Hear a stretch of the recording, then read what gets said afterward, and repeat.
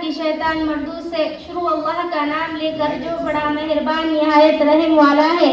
आफताब की रोशनी की कसम और रात के अंधेरे की कसम जब कि उछा जाए कि ए मोहम्मद सल्लल्लाहु अलैहि वसल्लम, तुम्हारे परवरदिगार ने ना तो तुमको छोड़ा और ना तुमसे नाराज हुआ, और आखिरत तुम्हारे लिए पहली हालत यानी दुनिया से कहीं बेहतर है, और तुम्हारा परवरदिगार अनकरीब तुमको वो कुछ अता फरमाएगा जिससे तुम खुश हो जाओगे। भला उसने तुम्हें यतीम पाकर जगह नहीं दी, बेशक जगह दी, और रास्ते से नावाकिफ पाया तो रास्ता दिखाया, और तंगदस्त पाया तो गनी कर दिया। तो तुम यतीम पर सितम ना करना और मांगने वाले को झिड़की ना देना, और अपने परवरदिगार की नियामतों का बयान करते रहना।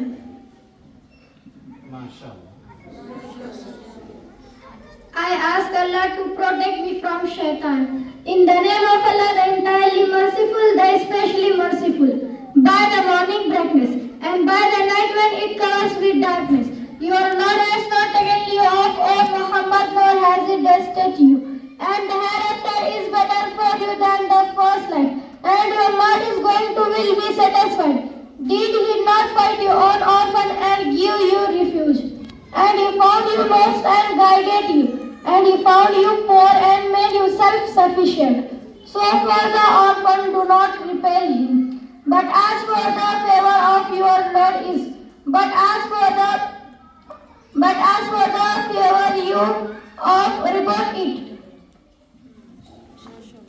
मी शैतानाच्या शापित प्रभावापासून अल्लाहच्या आश्रयात येते.